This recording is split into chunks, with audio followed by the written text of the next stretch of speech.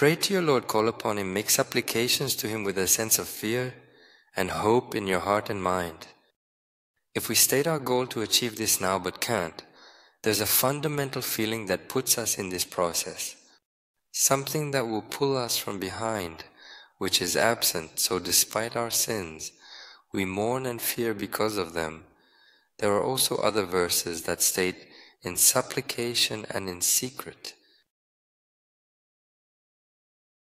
If you believe it surpasses even more than sufficient, kufya signifies secret, that is burning, and in a covert manner. Something we will experience in solitude with the Almighty, something that will be between us, and genuine tears will accompany it. Genuine emotions will be authentic and heartfelt.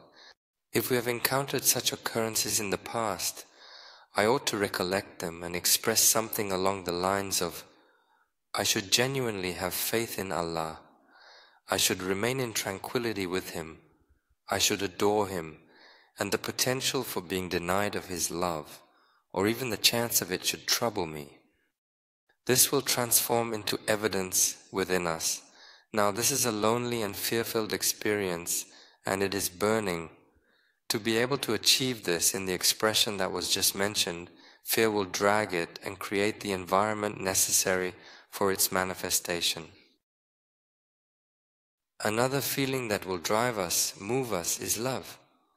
So because we love and cannot bear to lose Allah Azza wa Jalla, and because we fear and are afraid of kena bihaq, we should be able to awaken both of these within us.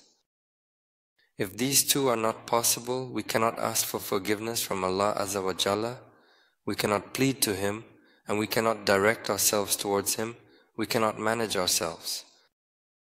If we are not afraid of God, we should take a mental journey to comprehend why we should be afraid of Him.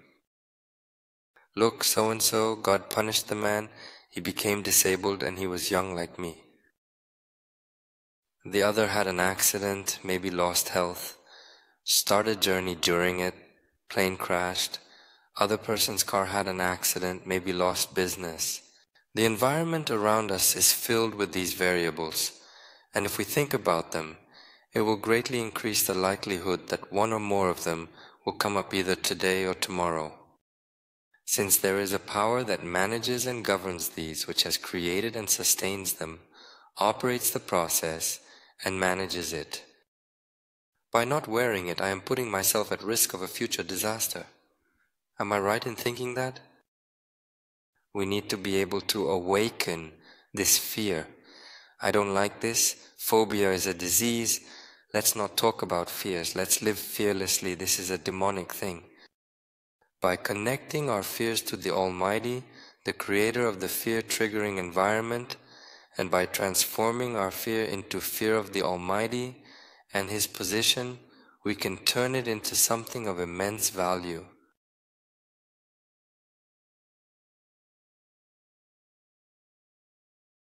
Are we afraid of the governor's office? We are afraid if we make a mistake, the administrative man in the city will have us ordered by the law enforcement forces to do something. And for those individuals who have a deep sense of fear and reverence towards the exalted position of their Lord, there are two magnificent and lush gardens filled with an abundance of breathtaking beauty and serenity, awaiting them as a reward for their unwavering devotion and piety. Having fear towards the station of Allah, the Almighty and Majestic, and thinking that some trouble may come to me or my loved ones today or tomorrow? If I do not maintain a good relationship with Allah, I might come across numerous troubles in this world. That's why I can't live like this. I can't be indifferent. What condition am I in to challenge the Almighty like this? It would be a huge risk. No one in their right mind resorts to these thoughts. God assists him in his endeavors. Even if it cannot specifically awaken these thoughts, it naturally enables them to be awakened. Please don't have an accident. Please don't be in an earthquake. Such fears arise inside like a bubbling brook.